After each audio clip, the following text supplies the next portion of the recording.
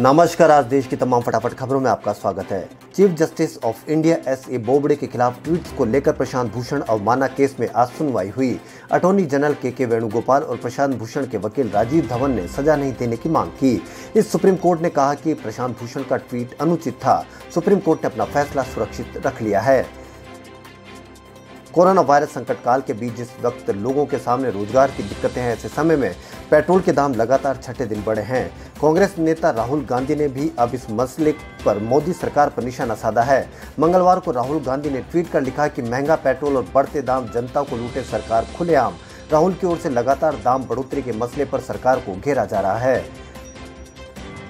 राष्ट्रीय जांच एजेंसी ने पुलवामा आतंकी अटैक केस में चार्जशीट दायर कर दी है। ये चार्जशीट 13,050 पन्नों की है, जो जम्मू की एनआईए कोर्ट में फाइल की गई है। चार्जशीट में एनआईए ने 19 आरोपी बनाए हैं। इनमें से 6 आतंकियों की मौत हो चुकी है। आरोपियों में जैश-ए-मोहम्मद का सरगना मौलाना मसूद अजहर भी शामिल है, जबकि हमले को अंजाम देने वाला आत्मघाती आतंकी आदिल डार धमाके में ही मारा गया था।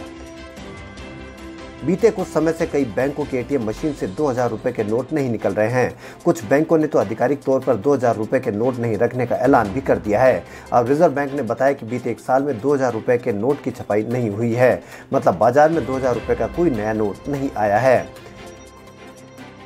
1 सितंबर से देश में अनलॉक 4 की शुरुआत हो रही है। ऐसे में सबकी नजर स्कूलों और कॉलेज खोलने को लेकर सरकार के फैसले पर है। गृह मंत्रालय की ओर से जारी होने वाली गाइडलाइन से पहले स्वास्थ्य मंत्रालय ने मंगलवार को साफ कर दिया कि सरकार की ओर से स्कूल और कॉलेज खोलने को लेकर कोई निर्देश नहीं है।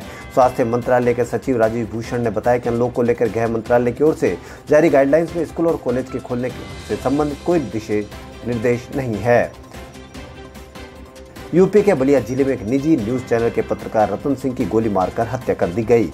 पत्रकार को गांव के प्रधान के घर बुलाकर लाठी डंडों से जमकर पीटा गया और फिर गोली मार दी गई। मामले में नामजद 10 आरोपियों में से 6 पकड़े गए। इलाके के थाना इंचार्ज को सस्पेंड कर दिया गया है। नरेंद्र मोदी सरकार चीनी आयात को नया झटका देने की तैयारी में है। सरकार चीनी ऐप के बाद अब चीनी खिलौनों के आयात पर शिकंजा कसने की तैयारी कर रही है। मोदी सरकार इससे चीन को करीब 2,000 करोड़ रुपए की चोट देने की तैयारी में है। देश में आयातित खिलौनों में से 80% खिलौने चीन से आते हैं।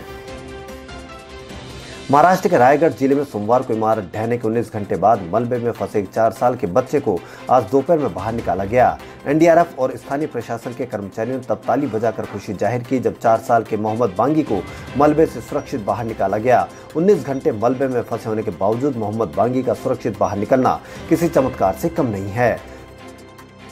कांग्रेस में नेतृत्व बदलाव के लिए सोमवार को कांग्रेस कार्यकारी समिति की बैठक में जोरदार हंगामा हुआ। आखिर में सोनिया गांधी के अंतरिम अध्यक्ष बने रहने पर अंतिम सहमति बनी। कांग्रेस में 7 घंटे चली लंबी मैराथन बैठक और पूरे हंगामे को लेकर कुमार विश्वास ने अपने अंदाज में ही चुटकी ली। उन्होंने माइक्रो ब्लॉगिंग साइट ट्विटर के माध्यम से कटाक्ष करते हुए लिखा कि दिखे यो न सुधरे और फिर कहेंगे लोकतंत्र खतरे में पड़गा। मका भाई पहले तुम तो लाओ लोकतंत्र अपनी पार्टी में, लगती है यह नहीं सुधरेंगे। सुस्त पड़ी अर्थव्यवस्था जब धीरे धीरे पटरी पर लौट रही थी तो कोरोना वायरस ने सब कुछ चौपट कर दिया। पूरी दुनिया की अर्थव्यवस्था पर इसका तेजी से असर पड़ा है। डिमांड और सप्लाई की चैन टूट गई है और जिसकी वजह से दुनिया भर में लोगों की नौकरियां जा रही है। भारतीय रिजर्व बैंक की ओर से आशंका जताई गई कि इस महामारी की वजह से देश की संभावित वृद्धि दर की क्षमता नीचे आएगी। आरबीआई का कहना है कि कोविड-19 महामारी के बीच भारत को सतत वृद्धि की राह पर लौटने के लिए गहरे और व्यापक सुधारों की जरूरत है। हरियाणा के यमुनानगर के हथिनी कुंड बांध से पानी छोड़े जाने के चलते दिल्ली में यमुना खतरे के निशान के करीब बह रही है। हालांकि दिल्ली सरकार का कहना है कि बाढ़ जैसे हालात से निपटने के लिए उसकी तैयारी पूरी है। सिंचाई व खाद्य नियंत्रण विभाग के एक अधिकारी ने न्यूज एजेंसी पीटीआई को बताया कि मंगलवार की सुबह 10 बजे तक यमुना का लेवल 204 मीटर नापा गया है, जो खतरे के निशान से 204.50 मीटर से बस कुछ कम है। भारत में कोरोना वायरस के मामले लगातार बढ़ रहे हैं। स्वास्थ्य मंत्रालय द्वारा मंगलवार सुबह जारी किए गए आंकड़ों के मुताबिक देश में संक्रमितों की संख्या 31,67,323 हो गई है। हालांकि इसी बीच एक अच्छी खबर भी सामने आई है। दरअसल पिछले 24 घंटों में सबसे अधिक 66,550 कोरोना वायरस से संक्रमित लोग ठीक हुए हैं। वहीं बीते 24 घंटों में कोविड-19 के 60,975 नए मामले सामने आए हैं और 848 लोगों की मौत हुई है। ब्राजील के राष्ट्रपति जेयर बोल्सोनारो ने पत्रकारों को लेकर फिर बेहुदा बयान दिया है। बोल्सोनारो ने सोमवार को कहा कि पत्रकार कमजोर होते हैं, इसलिए उनके कोरोना वायरस से मरने की संभावना ज्यादा है। बोल्सोनारो ने कहा कि पत्रकार एथलीट नहीं होते, वे कमजोर होते हैं और इसलिए कोविड-19 के चपेट में आकर उनके मरने की संभावनाएं अपेक्षाकृत ज्यादा है। वहीं बॉलीवुड एक्टर रणवीर सिंह ने फोटो कोलाज पोस्ट किया है और ऐसा करने के लिए उन्होंने इंस्टाग्राम को जिम्मेदार ठहराया है। इंस्टाग्राम पर रणवीर द्वारा पोस्ट कोलाज में 4 क्लोजअप तस्वीर है। इन सभी तस्वीरों में वे लंबे बालों में नजर आ रहे हैं। देश में कोरोना वायरस से मरीजों के ठीक होने की दर लगातार बढ़ रही है। देश में अभी 75% से अधिक हो गई है।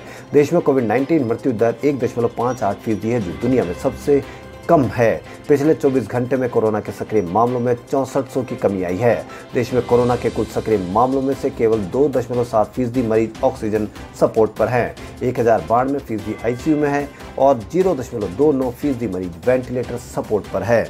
खबरों फिलहाल इतना ही। यदि आपको हमारा चैनल पसंद आए तो लाइक, सब्सक्राइब और शेयर अवश्य करें। धन्यवाद।